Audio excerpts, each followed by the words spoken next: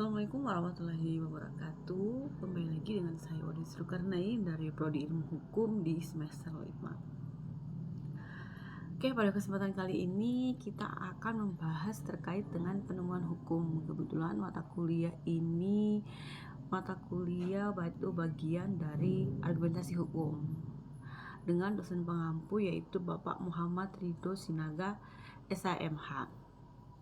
Oke, untuk mempersingkat waktu kita lanjut saja ke inti pembahasan atau materi yang akan kita bahas pada kesempatan kali ini, yaitu penemuan hukum. Nah, produk hukum yang digunakan adalah untuk menegakkan hukum. Kemudian di sini merupakan hasil intelektualitas manusia yang diwujudkan dalam bentuk yang tidak tertulis ataupun yang tertulis. Nah, kemudian perwujudan intelektualitas itu sendiri tidak serta-merta diimplementasikan dengan sempurna, dikarenakan keterbatasan intelektualitas yang dimiliki oleh manusia. Kemudian dalam penegakan hukum itu terdapat 3 unsur. Yang pertama ada kepastian hukum, kemudian ada kemanfaatan dan keadilan. Nah, di sini penegak hukum khususnya hakim itu harus mampu melaksanakan dan menegakkan undang-undang sesuai dengan aturan yang berlaku. Dalam hal ini hakim tidak diperbolehkan untuk menangguhkan atau menolak suatu perkara hukum dengan alasan karena hukumnya tidak ada, tidak lengkap, atau tidak jelas. Jadi dalam hal ini, ketika seseorang mengajukan permohonan ke pengadilan, maka hakim tidak berhak menangguhkan atau menolakkan dengan berbagai alasan.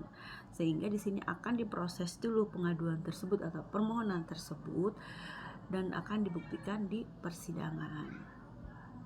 Sehingga akan diputuskan oleh hakim yang bersangkutan.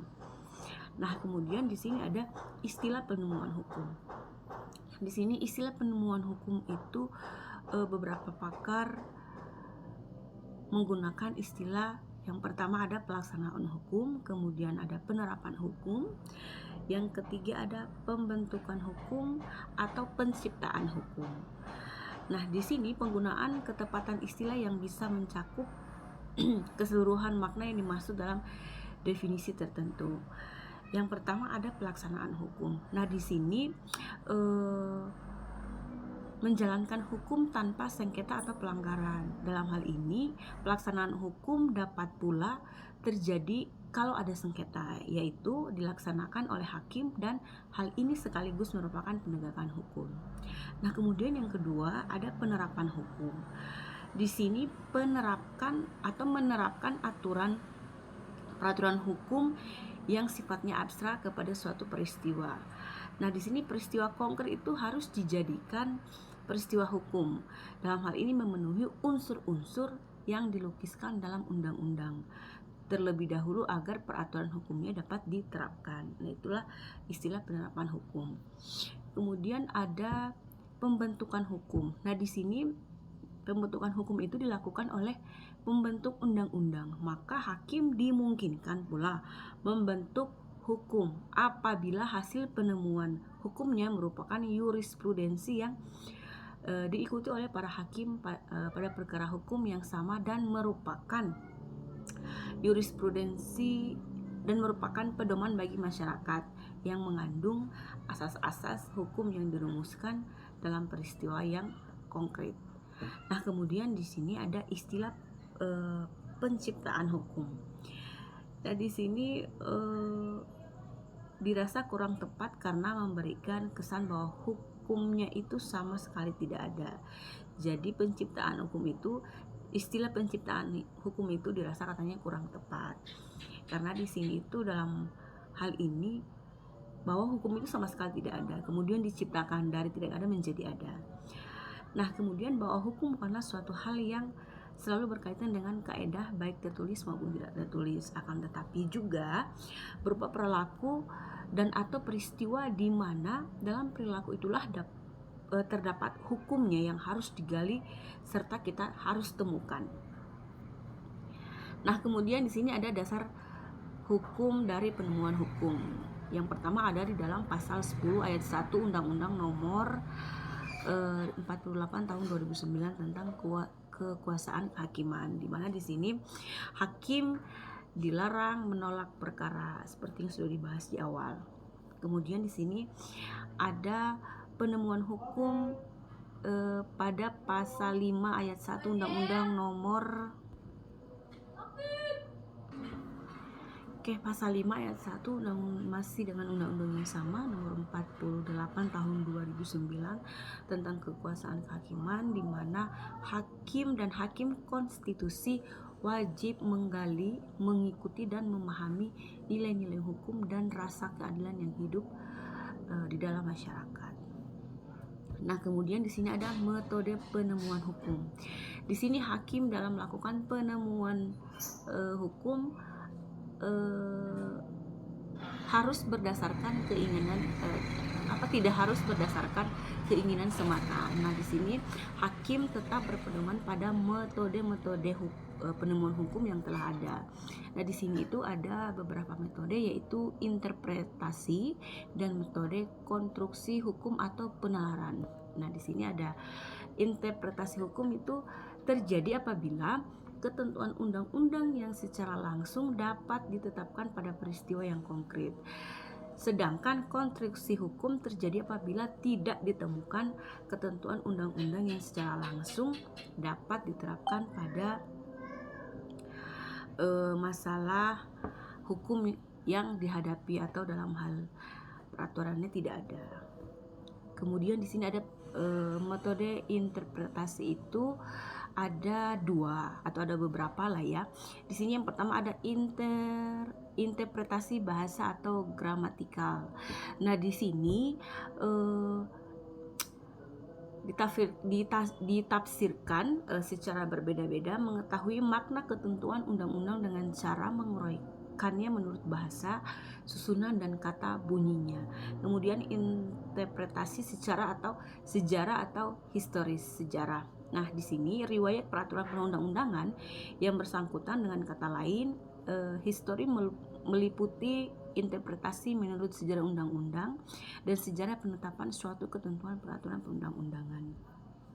Nah, di sini masih dengan metode penemuan hukum, yaitu interpretasi menurut sejarah hukum. Nah, di sini penafsiran sejarah hukum menyelidiki asal peraturan perundang-undangan dari suatu sistem hukum yang dulu pernah berlaku dan sekarang tidak berlaku lagi, atau asal-usul peraturan itu dari sistem hukum lain yang masih berlaku di negara lain.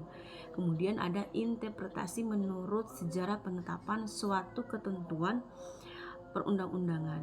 Nah, di sini pembicara atau pembahasan di dalam badan legislatif yang kesemuanya itu memberi gambaran tentang apa yang dikehendaki dalam pembentukan undang-undang.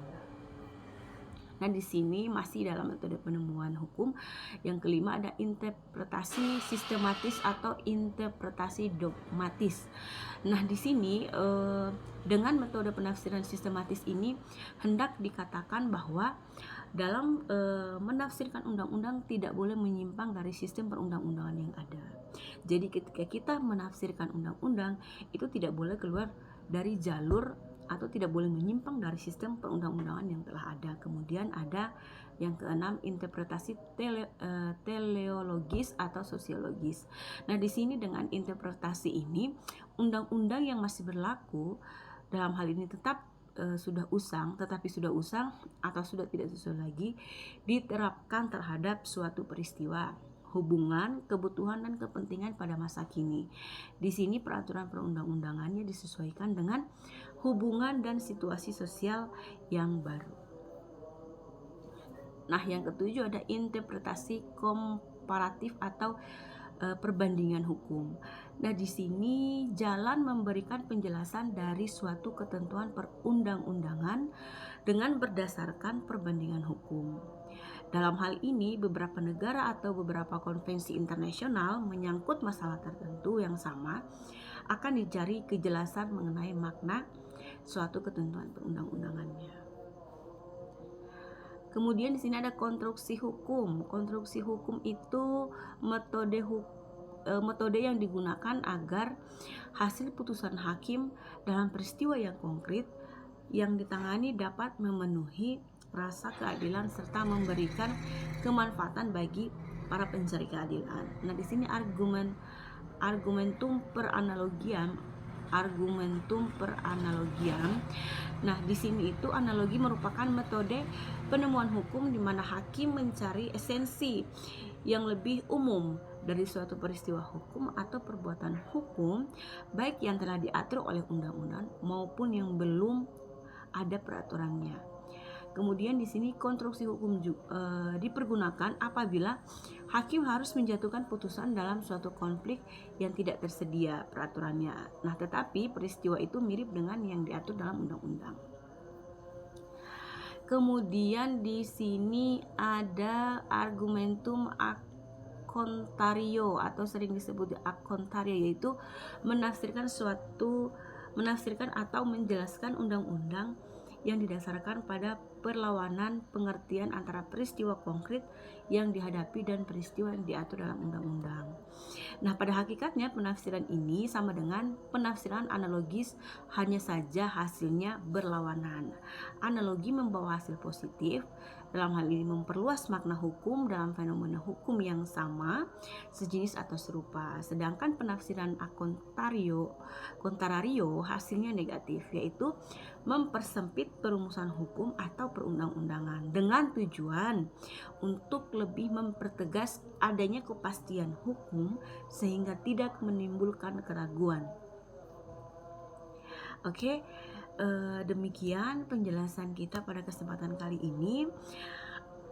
Lebih dan kurangnya mohon dimaafkan. Wabillahi taufik wal hidayah. Wassalamualaikum warahmatullahi wabarakatuh.